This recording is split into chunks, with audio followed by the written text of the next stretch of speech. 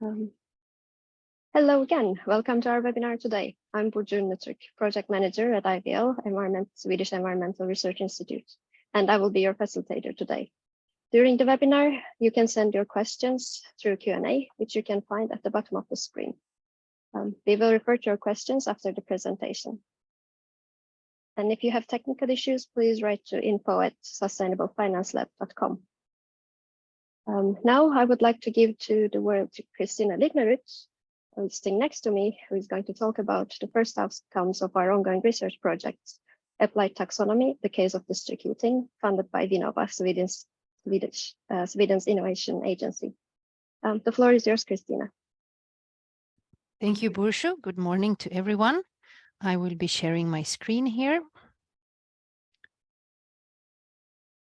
I hope it's showing correctly. Great. So we have this very interesting project when we try to understand the EU taxonomy to an applied case, and we have chosen the case of district heating.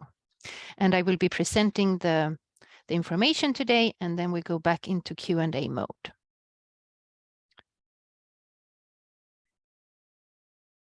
So the agenda, first we will slightly introduce the project. Then we will go into introducing the EU taxonomy on an overall level.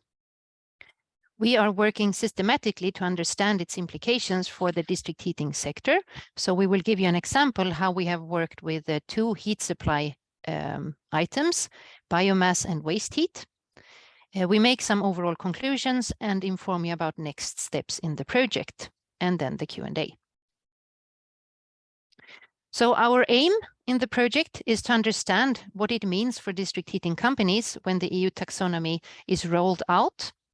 And our method is to use an energy systems model to understand the techno-economic impact of the taxonomy. So we have a case that we study, which is Gothenburg District Energy System, and we will visit it before taxonomy alignment and after, and try to identify the gaps. And then when we have this information, we will try to understand if investments are needed for upgrading current assets in our case, and also understanding the full risk picture if you do an investment in a new project. So that's what we're trying to do. Our process of work is split in two parts, so to say. On the left-hand side on your screen, you see the project partners that are working on this on an ongoing basis and very actively.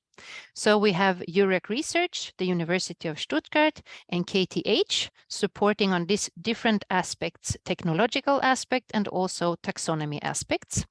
Then we have our actual case, which is the city of Gothenburg in combination with Gothenburg Energy, the energy company.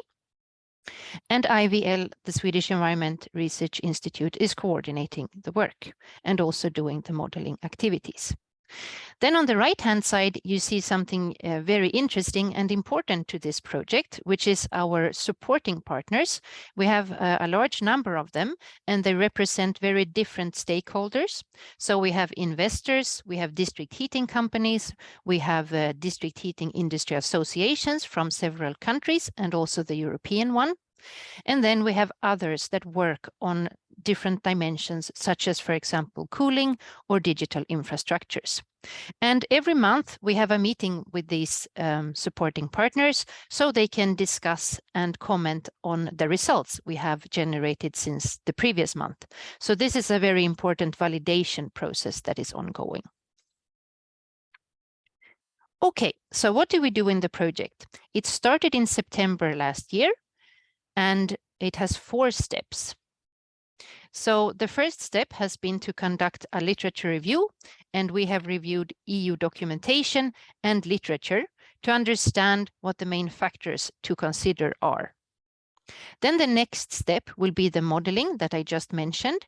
Here, the innovative elements is that we will be using LCA data, because this is also a requirement in the taxonomy, and including the taxonomy criteria into an energy systems model has also not been done before.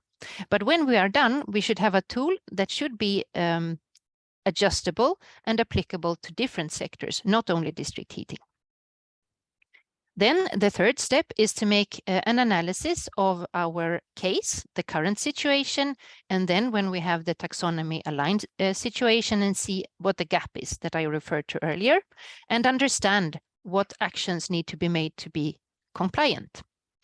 And then our fourth step is to identify how the EU taxonomy can be upgraded if there are any new elements to introduce on the policy level side. And we are ending the project in September 2024. And this first step is the one that we have done from September until December. And basically the results from step one is what you are hearing about today. So our literature review, as I said, has been conducted reviewing official sources, and they are very many, but here we have listed some of them. So the EU taxonomy itself and its annexes, and important directives like the Energy Efficiency Directive, the Renewable Energy Directive, the Industrial Emissions Directive, and other documents. For example, like technical support documentations on how to interpret the technical screening criteria of the EU taxonomy. Then we have reviewed 3 databases, and we have had many search strings combined with EU taxonomy. So we have tried to address the accountability side with the SFDR and the upcoming CSRD. So those are accounting regulations.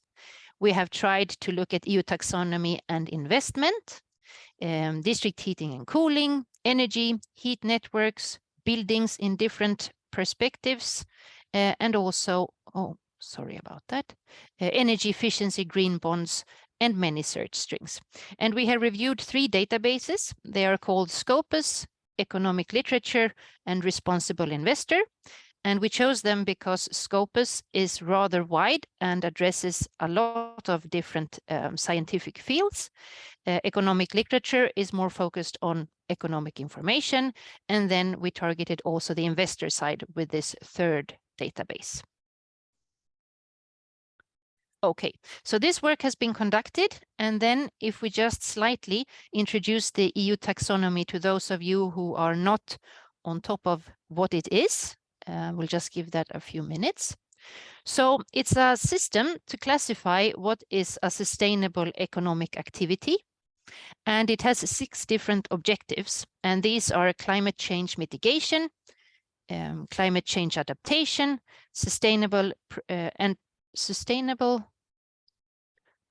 and protection of water and marine resources, sorry for not reading properly, transition to the circular economy, pollution prevention and control, and the ecosystem and biodiversity objective. And the one that is most relevant for district heating is objective 5. So this is the one that is targeted. So how does it work? So you have to make a substantial contribution to at least one of the 6 objectives that I just mentioned. And then there are do no significant harm criteria for the other objectives. And on top of that, you should add social safeguards, and they come from a number of guiding principles. And when you comply to all of this, you are taxonomy aligned. So then we move on to our findings and the example of screening biomass and waste heat in detail. So in the taxonomy, you have a number of paragraphs, and 420 is referred to as cogeneration of heat, cool, and power from bioenergy. So our methodology here has been to review the relevant article, identify if there is information in other EU sources that is of relevance, then make a conclusion on the compliance level. And doing this, we generate a lot of data for the energy systems model, because the directives tend to be very detailed in terms of, for example, emissions allowed of different forms and such things. If we then focus on 420 in particular, the biomass one, so here, what biomass is identified in the Industrial Emissions Directive, and it's Article 331. And when you read it, it's a number of things. It's vegetable-based material from farming or forestry that you can recycle from energy. It's vegetable-based from farming or forestry without any need to be recycled into energy. It has different annex numbers. Vegetable-based waste from food production, if heat generated is recycled. So there we already come across waste heat a little bit. We will go into that one after. And then we also have vegetable-based waste, which is rich on fiber from some kind of pulp and paper production, again, if the heat is recycled. Another version is cork waste and wood waste, excluding waste containing contamination if you have made surface protection in different ways. So we know what is agriculture and forestry biomass. And then looking into directives, there is one in particular that is going to be updated soon, which is the Renewable Energy Directive, that is suggesting some kind of changes that could impact the way that district heating companies are operating today. And it's the suggestions in the Renewable Energy Directives. And there they are suggesting that they should go down in the size of the actual assets. So from 7.5 megawatt effect and upward shall be included. And then they are also suggesting a cascading use of biomass, which means that you should make as much products that are long-term and sustainable as possible, and only as a last resort burn this kind of biomass. So this means that the phase out of primary forestry assets is foreseen. Another complication for district heating companies, especially in Sweden, where we take biomass, which is the residues from forestry often, is that this kind of fraction will be included in the primary forestry asset. So that can be twigs, tops, stumps, and also they will then be phased out. And that can also endanger what we are working a lot on in Sweden with the CCS installations, for example. So for the Swedish case that we have, this is relevant information. Biomass, when we went through it, was quite straightforward compared to waste heat, which I will go into now. So there is another article in the taxonomy,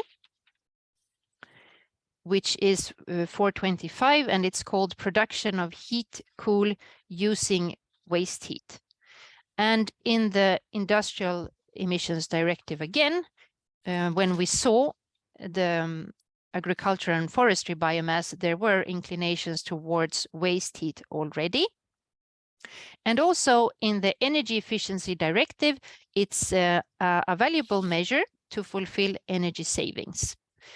But it's not put at pair with being a renewable asset, which can be a bit confusing. And then we have the Renewable Energy Directive, says that waste heat should be accounted for reaching renewable targets. So also there it's seen as something good. And suggestions are that sector coupling could be relevant in the future, which again then can implicitly mean waste heat. And it could be a measure to meet heating and cooling goals. In the Energy Efficiency Directive, there is one heat source that is explicitly pointed out, which is data center heat recovery. It's suggested to be made mandatory. Already today, they acknowledge waste heat from sewage water as equivalent to renewable. Actually, it's the only one. But they are also suggesting to include data center waste heat and to make a distinction between heat technologies based on fossil fuel combustion and renewable technologies. So if we try to conclude here, waste heat from industrial processes seems to be okay. And we haven't found anywhere an explicit reference to the fossil content of the actual production generating the waste heat. There has been a discussion that, for example, an oil refinery and the waste heat it generates could be classified as black waste heat, but we have not found this in the literature. For this component, we have another interesting element, especially for Swedish district heating companies, and that is that we combust waste, and from that we get electricity and waste heat. And we have found a technical guidance on the application of do the no significant harm, focusing on this. And there, the circular economy comes into the first room. And there it says that new waste incineration units are not seen as desirable because that will not lead to circularity in society. So new waste incinerators are not taxonomy compliant. And then again, you have this confusion that there is an annex to the existing energy efficiency directive that they say that recovering waste heat from waste incineration is energy efficient, at least in existing sites. So we do not have a clear-cut answer here yet, but it seems like at least existing waste heat from existing assets, from waste incineration is fine, but not new ones. Yeah, so that leads us to doing this work. We generate a lot of detailed information, and all of this and our conclusions guide what we put into the modeling tool at the end. So this is the purpose of all these exercises, going through all of these paragraphs. And there are more than just these two. There is about 15 of them that are being reviewed in the same way. Okay, so making the literature on EU taxonomy, documentation from the EU, other documentation, we find, and this is also what a majority of people we have talked to say, that the taxonomy is very complex and it's not easy to understand if you are compliant or not. And there is also a little bit of subjectivity in the way you make assessment right now. And we see a lot of interpretations popping up in parallel in different frameworks. Reviewing the non-EU documentation, we see that the information that exists is very limited for the target group that is most impacted, which is the investor side and those who need to be compliant with accounting regulation. And we also see when we do the technical screening that best available technology is often a requirement. And when you look into those requirements, they tend to be rather old. So this means that the taxonomy is making rather old technology compliant, but it doesn't at the same time then give room for new solutions. For example, in the district heating context, low temperature waste heat recovery and such things. And by that, I would like you to know again about the next steps. So we will now, after having reviewed all of these paragraphs, complete the model and start running it for first results. And then sometime by the summer, we should have first modeling results that can be refined during fall to understand how it impacts investment and policy.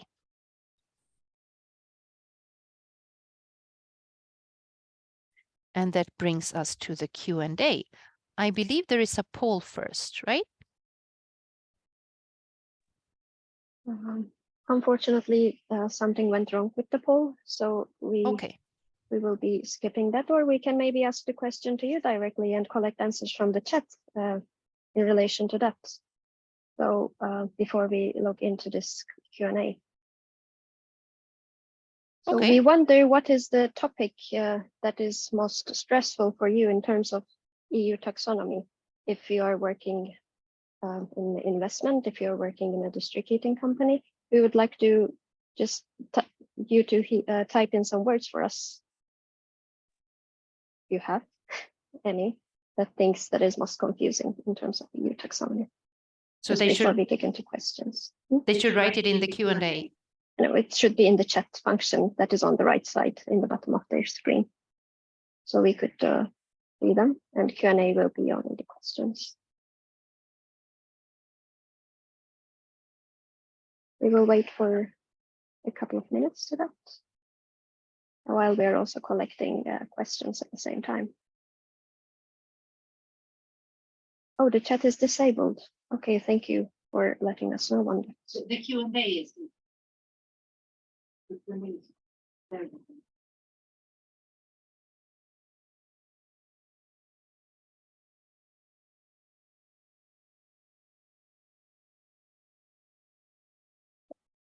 Okay, if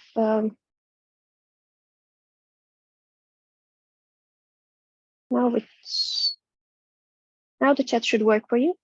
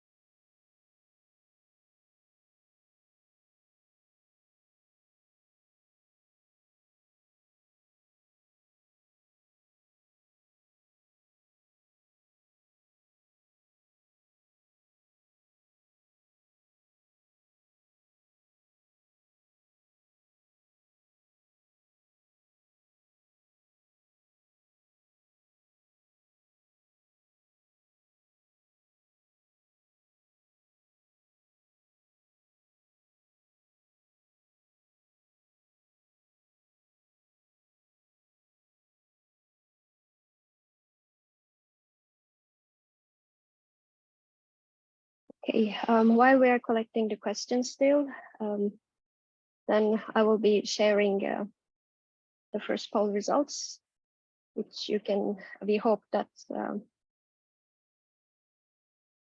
everyone who answered or who was not very well informed or had limited knowledge have now a better understanding.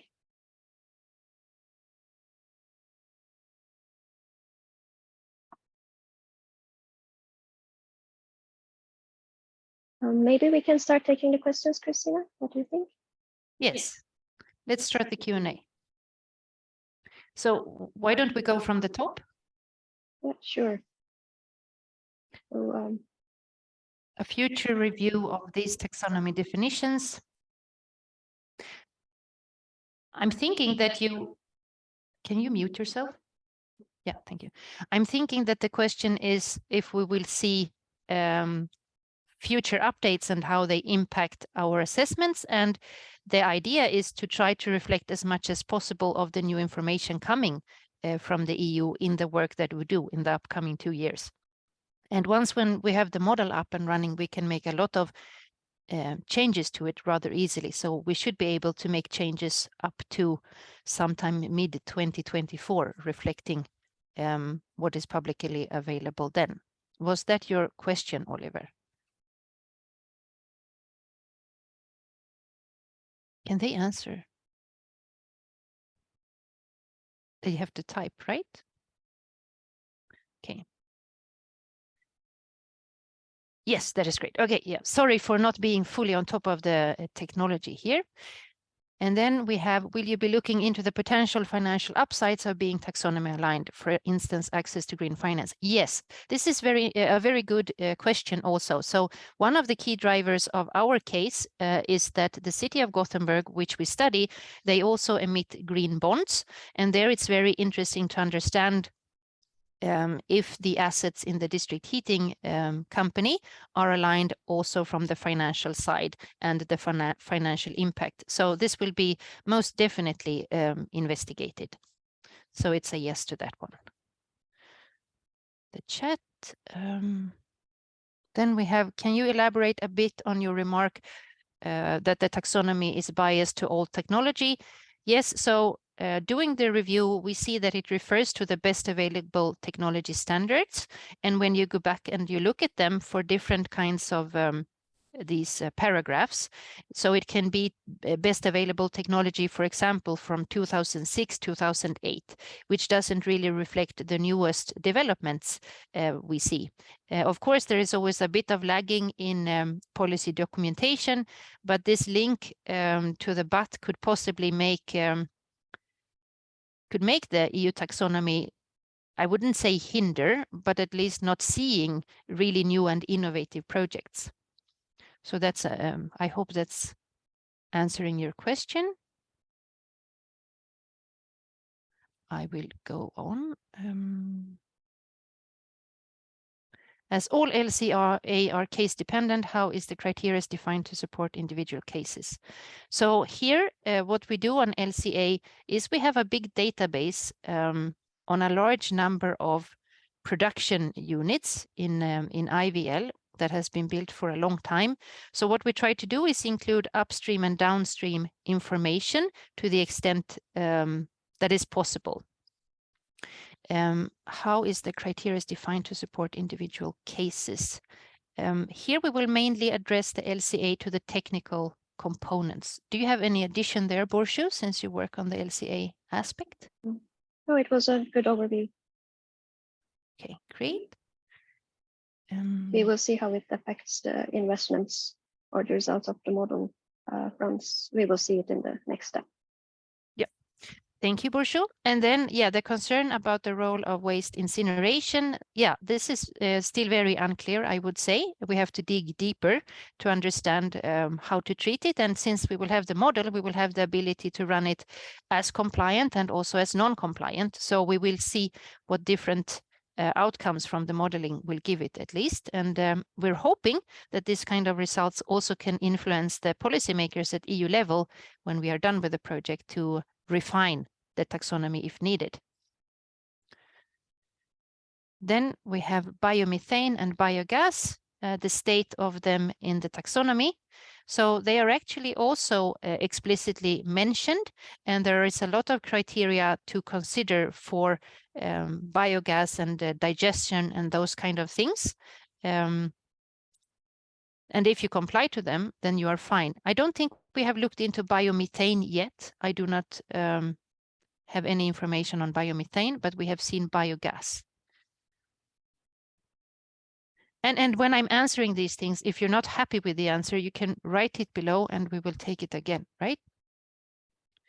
Okay, so what is next? So waste heat is not seen as green. Is it not comparable with RES? No differentiation between energy input and its fossil part, but there is a differentiation between the process where waste heat comes from and from, are there thoughts about different colors of waste heat, like for hydrogen? Yeah, so I think those are many questions in one.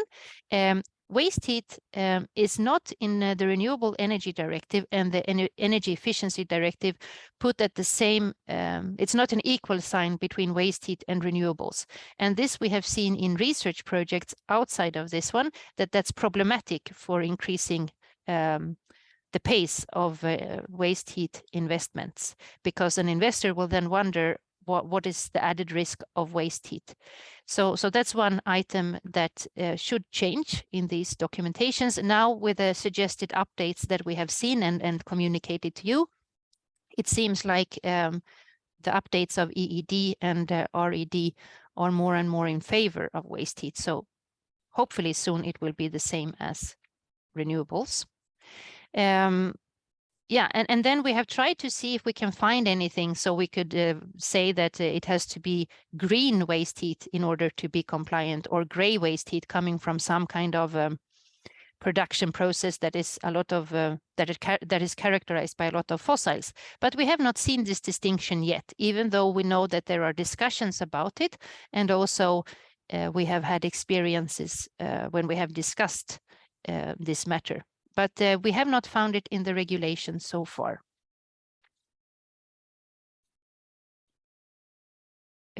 What do you think of the activity 415 district heating and cooling distribution? I do not think we have done 415 yet. Have you done? Are you completed with 415? No. So I'm sorry, we don't have this information yet. But we will talk to you, Julia. We can have a separate talk in our monthly meeting if you want to.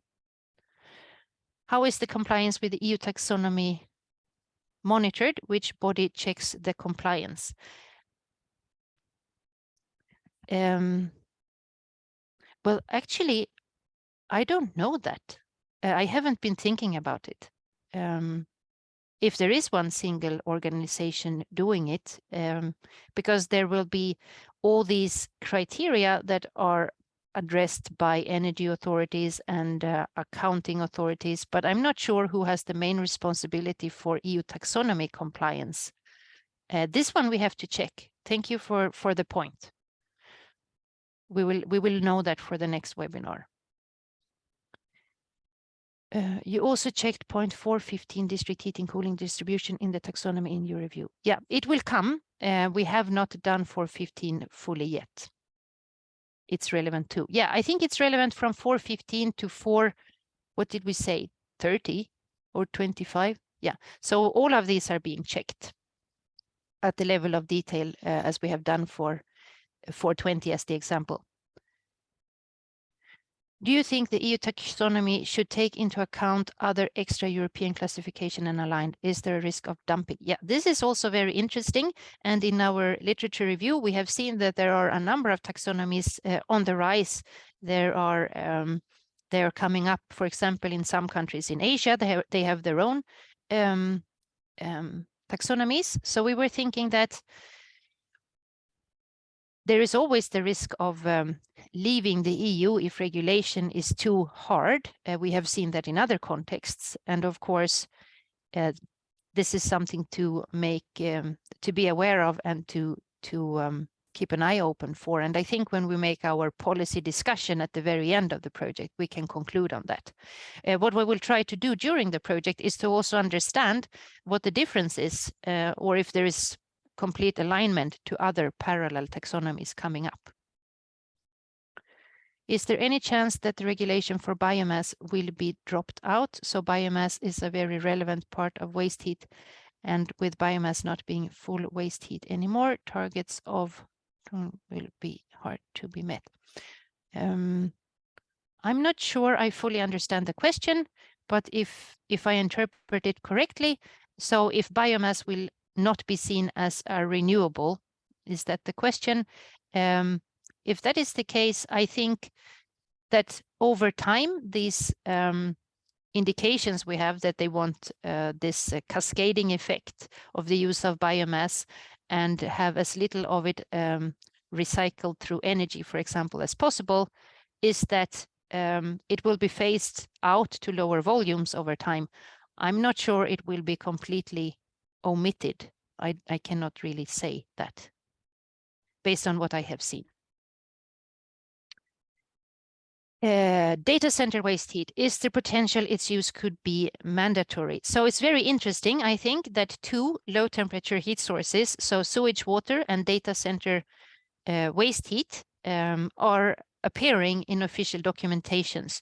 So the sewage water heat is already in EED, the Energy Efficiency Directive, and seen as something positive. And now there was this suggestion also for data center waste heat. I have worked myself with data center heat recovery implementation, and I think what should be mandatory, but this is only what I think, is to make a waste heat recovery investigation every time you build something new, because there is waste heat from data centers, but also from the building stock and sewage water, for example. Returning to your question, if data center in particular will become mandatory, I don't know, but it's one of the two that is kind of pointed out as really desirable. Mandatory, I don't know. I know there has been some kind of first suggestion, or it was at least a discussion held in Germany to make waste heat recovery from data centers mandatory when you build new. I'm not sure where that discussion has ended, but it's much discussed. Okay, so here's the one more LCA question. In general, the taxonomy requirements are quite rigid on classifying what is green and what is not. It is a big concern that definitions get too narrow, disregarding the outcome of an individual LCA. Yes, we agree. We think it's good that they have LCA requirements in the taxonomy. We are not fully understanding the extent of them or what is expected. And so that's why we try to work on that question and actually identifying this kind of data that we have. And then we will see what outcome it gives when you introduce it. And also, again, how you should use this kind of data. Is heat out of cogeneration waste heat? Yeah, so this is a good question also in the context of waste incineration, because then it's power and waste heat that is coming out of the process. And yeah, this is then discussed, for example, in the context of waste incineration. Are there any known plans for panels to convene to review the EU taxonomy by governing bodies in the medium to long-term future? So we have seen that there is some development around this. There are some breakout groups working with a more science-based taxonomy approach than the EU taxonomy is doing, claiming that there is a need for that. It's not an EU governing body in itself, but all these reviews of directives will directly impact the taxonomy. So I think that is the first round really happening. But the EU has this, now I don't remember the abbreviation of them, but there is this team following the development of the taxonomy and providing comments on its applicability. And they released a report a couple of times last year, but the last one was sometime in October, November, where they identified that the applicability of many of the do no significant harm criteria is not straightforward. It's rather difficult, and not all of them can be quantified. So the EU has this kind of advisory panel working on an ongoing basis, but then there are also other complementary things ongoing. How is the definition in the Renewable Energy Directive on waste heat to be understood? Is it in favor of CHP or not? This I do not have in my head right now. I just know that the directive is supporting waste heat overall to reach cooling and heating targets. I do not have a link in my head to combined heat and power generation right now. I'm sorry for not having that answer. Okay, here we have another one.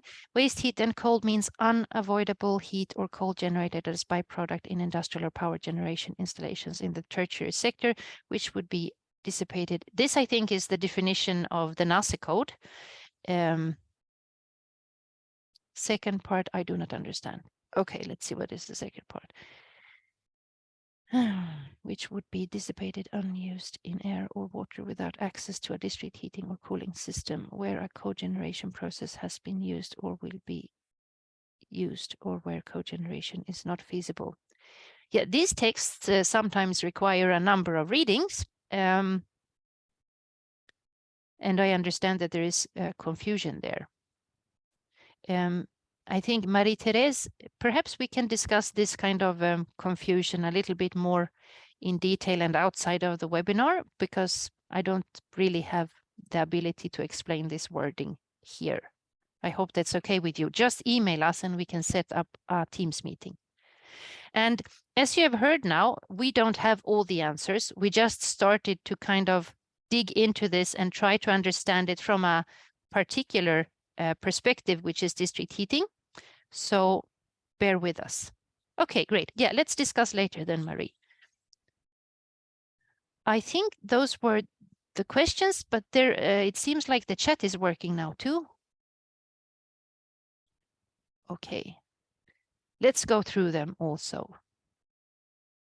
I think I covered the one on old technology with the but topic. What is the major risk for an investor to a district heating project? Yeah, so this is interesting. So in our supporting group, we have a number of investors, and it seems like the actual investment is not going to be rejected just because if it's not taxonomy aligned. So in that sense, taxonomy is not very important. You have your due diligence processes and all these things.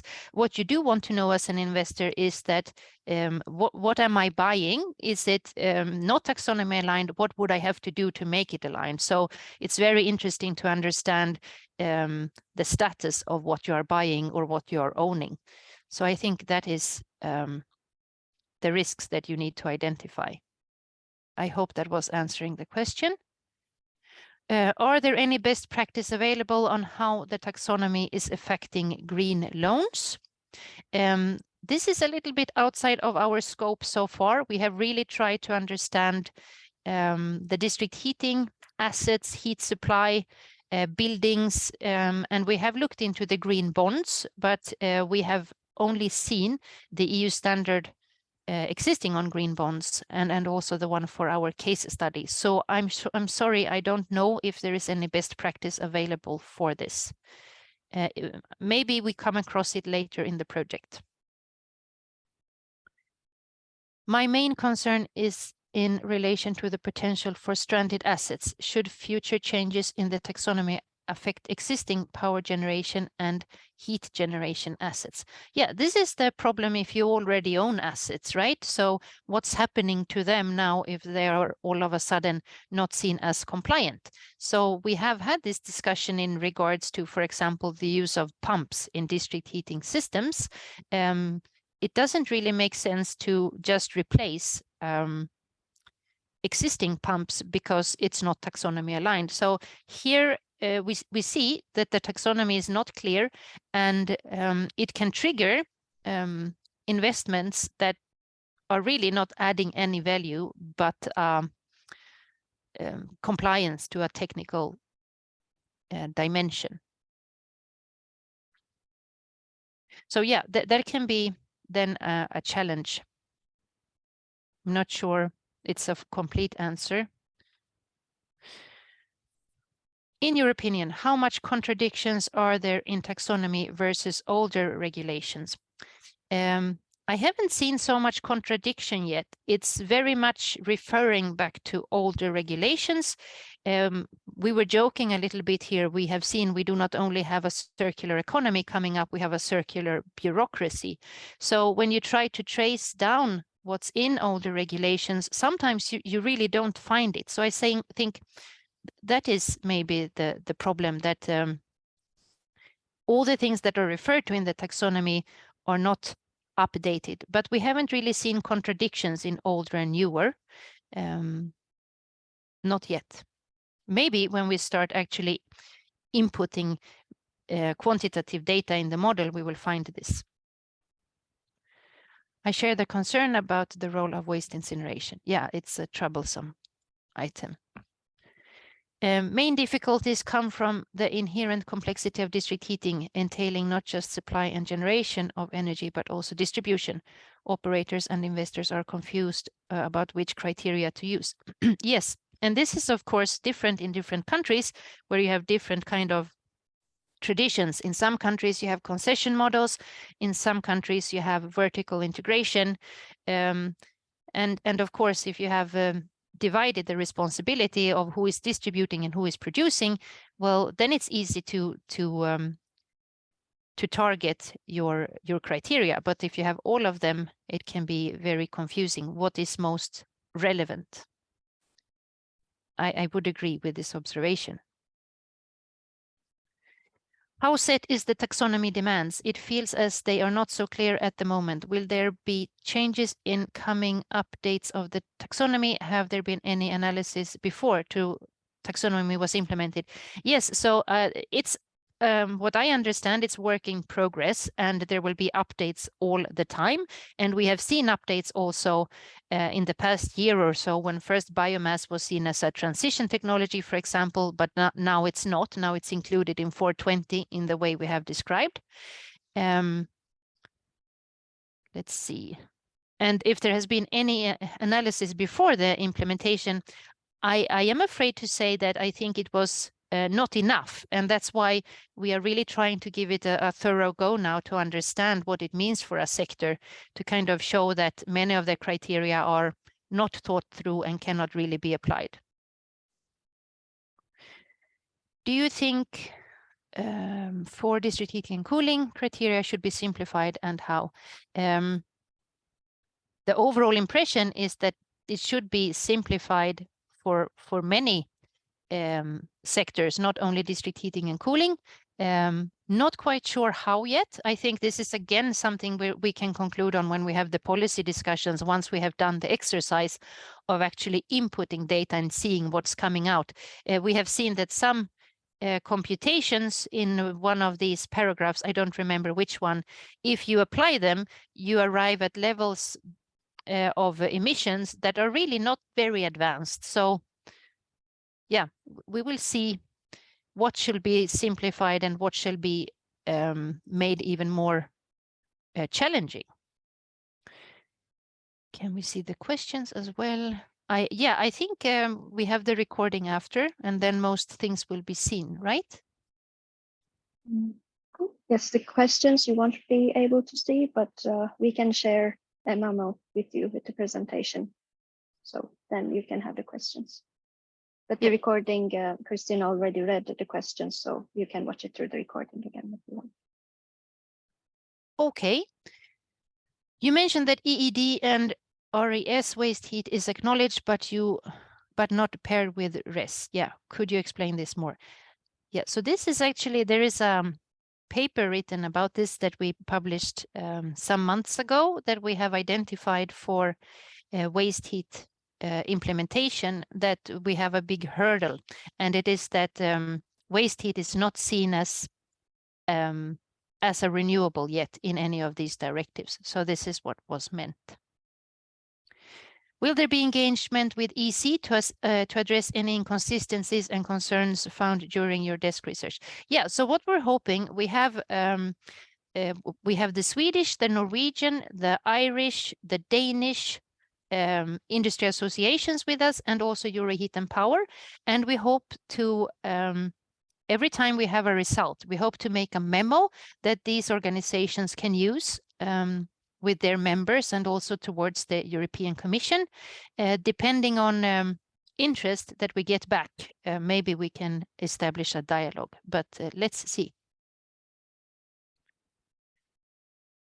Jon Iver from Celsio. I think we at least today must make a split between the waste incineration itself as a waste service and, on the other hand, the use of the waste heat in a district heating system. The latter should be aligned and also promoted by EED. And what about the new, with CCS? Yes, so I like this comment, because this is the way I am inclined to think myself, that if you have an existing incineration plant with waste heat, well, you should use it, and it's in line with EED. But then if you try to build a new one, probably it will be a different question. And yeah, CCS and biomass, we have realized that this can be complicated. We don't have an answer yet, but two very good observations from you there. I think we are at the end of all the questions. Great. And I will take over now. Yes. Yep. Thank you, Christina, for the great presentation and answering all the questions that were in the Q&A and also in chat. As we come to the end of the webinar, where we discuss the district heating in EU Taxonomy, we have one last question for you for the upcoming sessions. So it's again through the poll feature. We would like to just see your preference, how you would like to go with it.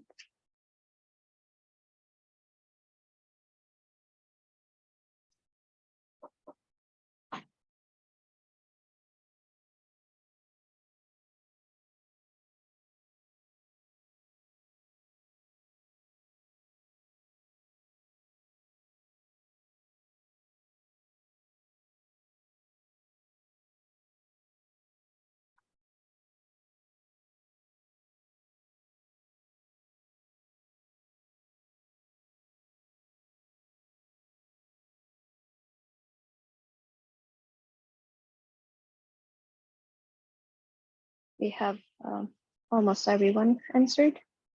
We're gonna wait for a couple of more seconds, then we close the poll.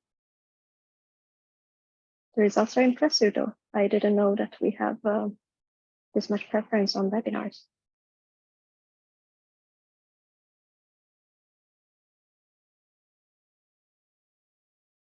So thank you. It was a very good feedback for us. We saw that almost not everyone maybe, but I know that I can share the results now.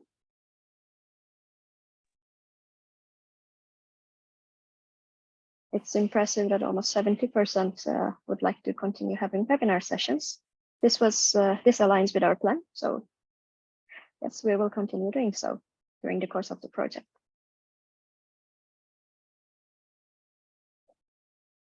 So it was a very good feedback for us. And thank you for joining the webinar today. We hope that you found the session informative and valuable for you. And if you have further questions, please reach out to us. I will put our emails on the screen so you would be able to see that.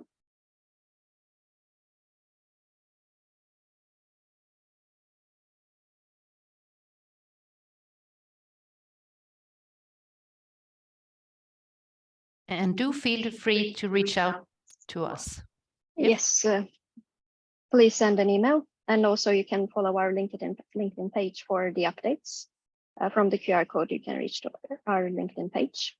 Else, you can write 1021 on LinkedIn search box, and you will reach our company page, and we will be in touch with you regarding the webinar recording and presentation. Also, we will let you know about the upcoming webinars, and we wish you a great day.